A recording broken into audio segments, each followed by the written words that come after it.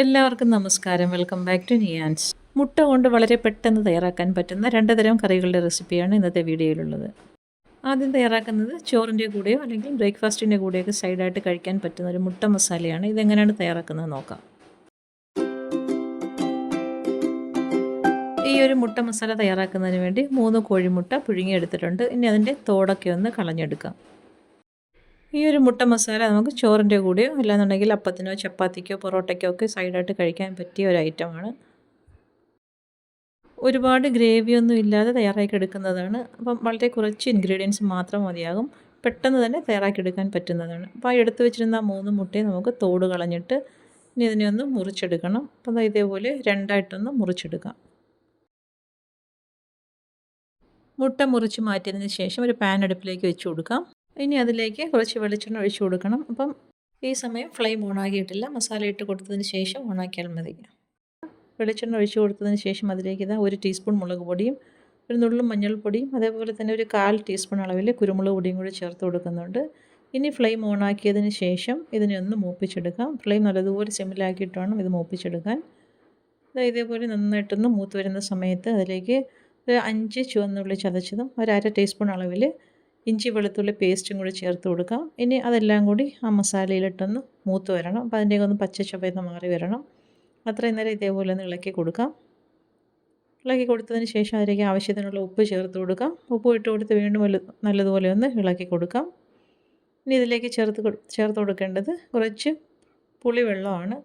ചെറിയൊരു നെല്ലിക്ക വലുപ്പത്തിലുള്ള പുളി കുറച്ച് വെള്ളത്തിലേക്ക് ഒഴിച്ചു കൊടുത്തൊന്ന് കുതിർത്തതിന് ശേഷം ആ വെള്ളം അതിലേക്ക് ഒഴിച്ചു കൊടുക്കാം. പിന്നീട് അതെല്ലാം കൂടി ഇതേപോലെ നല്ലതുപോലെ ഒന്ന് ഇളക്കി കൊടുക്കാം. ഇളക്കി കൊടുത്തതിന് ശേഷം ഇതൊന്ന് തിളച്ച് വരുന്ന സമയത്ത് നമുക്ക് കട്ട് ചെയ്ത് വെച്ചിരിക്കുന്ന മുട്ട ഇതിലേക്ക് ചേർത്ത് കൊടുക്കാം. പുളി വെള്ളത്തിലേക്കിട്ട് കുതിർക്കുമ്പോൾ വളരെ കുറച്ച് മാത്രം വെള്ളം മതിയാകും. മുട്ട ഒരുപാട് വെന്ത് പോകേണ്ട ആവശ്യമൊന്നുമില്ല. മസാല ഇതിലൊന്ന് കോട്ടായി കിട്ടത്തക്ക രീതിയിൽ വേണം ഇതൊന്ന് തയ്യാറാക്കിയെടുക്കാൻ. അപ്പോൾ ഇതേപോലെ മുറിച്ച് വെച്ചിരിക്കുന്ന മുട്ടയെല്ലാം ഇതിലേക്ക് ഇട്ട് കൊടുക്കാം.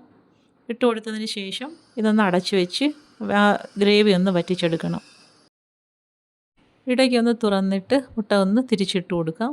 ഈ ഒരു രീതിയിൽ മുട്ടകളെല്ലാം ഒന്ന് തിരിച്ചിട്ട് കൊടുത്തതിന് ശേഷം വീണ്ടും മൂടി വയ്ക്കാം. അപ്പോൾ ഫ്ലെയിം നല്ലതുപോലെ ഒന്ന് സിമ്മിലാക്കി കൊടുക്കണം. മസാല കരിഞ്ഞു പോകരുത്. ഈ ഒരു രീതിയിൽ തിരിച്ചു മറിച്ചും ഇട്ട് ആ മസാലയെല്ലാം മുട്ടയിലൊന്ന് കോട്ടാകത്തക്ക രീതിയിലും തയ്യാറാക്കി എടുക്കണം. നല്ല അടിപൊളി ടേസ്റ്റാണ്. മുട്ട മസാല ഈ ഒരു രീതിയിൽ ഇങ്ങനെയൊന്ന് തയ്യാറാക്കി നോക്കൂ. ഞാനിതിപ്പോൾ ഒരുപാടങ്ങ് ഫ്രൈ ആക്കി എടുത്തിട്ടില്ല. അപ്പത്തിൻ്റെ കൂടെ കഴിക്കാനായതുകൊണ്ട് തന്നെ കുറച്ച് ഗ്രേവിയോട് കൂടി തന്നെയാണ് ഇത് ഫ്ലെയിം ഓഫ് ചെയ്തെടുത്തിരിക്കുന്നത്. ചോറിൻ്റെ കൂടെ കഴിക്കാനാണെങ്കിൽ നമുക്ക് കുറച്ചുകൂടി ഒന്ന് ഡ്രൈ ആക്കി എടുക്കാം. അപ്പോൾ ഈ ഒരു രീതിയിൽ തിരിച്ചും മറിച്ചും ഇട്ട് നന്നായിട്ടൊന്ന് റെഡിയാക്കി എടുക്കാം.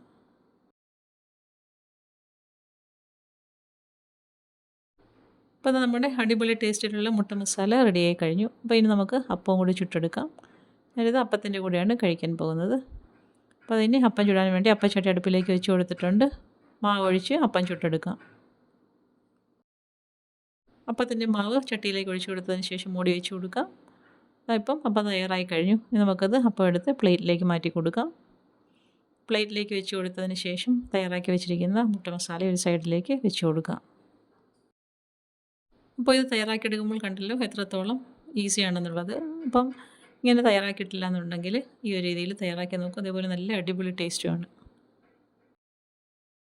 അടുത്തത് വളരെ ഈസിയായിട്ട് തയ്യാറാക്കാൻ പറ്റുന്ന മുട്ടത്തോരനാണ്. അപ്പോൾ ഇതെങ്ങനെയാണ് തയ്യാറാക്കുന്നത് നോക്കാം.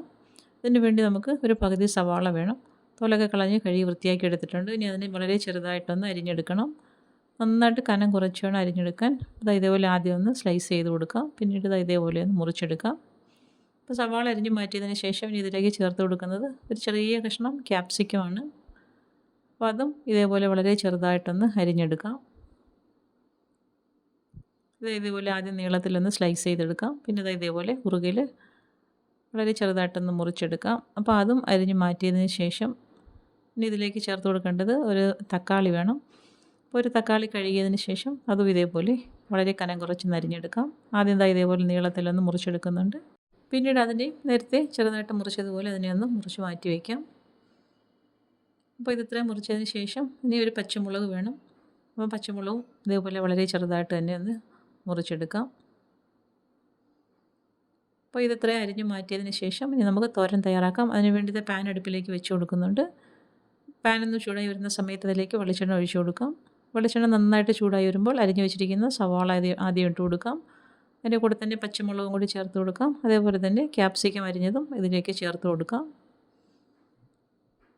അപ്പോൾ ഇതെല്ലാം കൂടി പാനിലേക്ക് ഇട്ട് കൊടുത്തതിന് ശേഷം ഒന്ന് വഴറ്റി കൊടുക്കാം. തക്കാളി ഏറ്റവും ലാസ്റ്റ് ചേർത്താൽ മതിയാകും.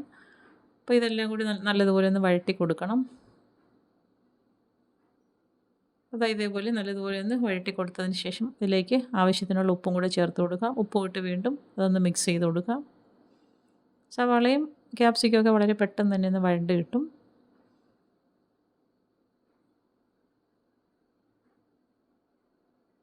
അപ്പോൾ അതെല്ലാം കൂടി നന്നായിട്ട് വഴണ്ട് വന്നിട്ടുണ്ട്. ഈ ഒരു സമയത്ത് അരിഞ്ഞ് വെച്ചിരിക്കുന്ന തക്കാളിയും കൂടി ഇതിലേക്ക് ചേർത്ത് കൊടുക്കാം. തക്കാളി ഇട്ട് കൊടുത്ത് വീണ്ടും ഒന്നുകൂടി ഒന്ന് വഴറ്റി കൊടുക്കാം. എല്ലാം കൂടി നന്നായിട്ട് വഴണ്ട് വരുന്ന സമയത്ത് ഒരു നുള്ളു മഞ്ഞൾപ്പൊടിയും അതേപോലെ തന്നെ ഒരു 1/2 ടീസ്പൂൺ അളവിൽ കുരുമുളക് പൊടിയും കൂടി ചേർത്ത് കൊടുക്കാം. വീണ്ടും ഇത് നല്ലതുപോലെ ഒന്ന് ഇളക്കി കൊടുക്കാം. അപ്പോൾ ഇത്ര ആയി കഴിഞ്ഞാൽ ഇനി നമുക്കിതിലേക്ക് മുട്ട ചേർത്ത് കൊടുക്കാം. അപ്പോൾ ആവശ്യമുള്ള അത്രയും മുട്ട ഉടച്ചൊഴിച്ച് ഇതിലേക്ക് ചേർത്ത് കൊടുക്കാം. ഞാനിവിടെ ഒരു 3 മുട്ടയാണ് എടുത്തിരിക്കുന്നത്. അപ്പോൾ അതിന് ഇതിലേക്ക് ഒഴിച്ചു കൊടുക്കാം. മുട്ട ഒഴിച്ചു കൊടുത്ത് ഇനി നമുക്കിത് ഒന്ന് ചിക്കി തോർത്തിയെടുത്താൽ മതിയാകും. അപ്പോൾ മുട്ട ഇതിലേക്ക് ഇട്ട് കൊടുത്തതിന് ശേഷം നല്ലതുപോലെ ഒന്ന് ഇളക്കി കൊടുക്കാം. ഇനി അതിനെ നന്നായിട്ടൊന്ന് ഡ്രൈ ആക്കി എടുക്കണം. ഇനി ഇതിലേക്ക് നമുക്ക് തേങ്ങയും കൂടി ചേർത്ത് കൊടുക്കാനുണ്ട്. ഒന്ന് ഡ്രൈ ആയി വരുന്ന സമയത്ത് തേങ്ങയും കൂടി ചേർത്ത് കൊടുക്കാം. അപ്പോൾ അത് കണ്ടില്ലേ, ഇപ്പോൾ ഒന്ന് മുട്ട ഡ്രൈ ആയി വന്നിട്ടുണ്ട്. ഈ ഒരു സമയത്ത് നമുക്ക് ആവശ്യമുള്ള തേങ്ങയും കൂടി ഇതിലേക്ക് ചേർത്ത് കൊടുക്കാം. അപ്പോൾ ആ തേങ്ങയും കൂടി ചേർത്ത് കൊടുത്തതിന് ശേഷം വീണ്ടും നല്ലതുപോലെ ഒന്ന് ഇളക്കി കൊടുക്കാം. അപ്പോൾ ഇത്രയേ ഉള്ളൂ. നല്ല ഈസി ആയിട്ട് പെട്ടെന്ന് തയ്യാറാക്കാൻ പറ്റുന്ന മുട്ടത്തോരനാണ്. നല്ല അടിപൊളി ടേസ്റ്റുമാണ്. അപ്പോൾ ഈ ഒരു രീതിയിൽ മുട്ടത്തോരൻ ഇങ്ങനെയൊന്ന് തയ്യാറാക്കി നോക്കൂ. അപ്പോൾ കുട്ടികൾക്ക് സ്കൂളിലൊക്കെ കൊടുത്തുവിടാനൊക്കെ വളരെ പെട്ടെന്ന് തന്നെ തയ്യാറാക്കി എടുക്കാൻ പറ്റും. അതേപോലെ തന്നെ തോരൻ വയ്ക്കാനൊന്നും ഇല്ലാതിരിക്കുന്ന സമയത്ത് ഈ ഒരു രീതിയിൽ മുട്ട കൊണ്ട് ചോറിൻ്റെ കൂടെ കഴിക്കാൻ നല്ല അടിപൊളി ടേസ്റ്റാണ്. തോരൻ ഇങ്ങനെ തയ്യാറാക്കി നോക്കൂ. അപ്പോൾ നമ്മുടെ മുട്ടത്തോരൻ റെഡിയായി കഴിഞ്ഞ് ഇനി നമുക്ക് വേറൊരു പാത്രത്തിലേക്ക് മാറ്റി കൊടുക്കാം.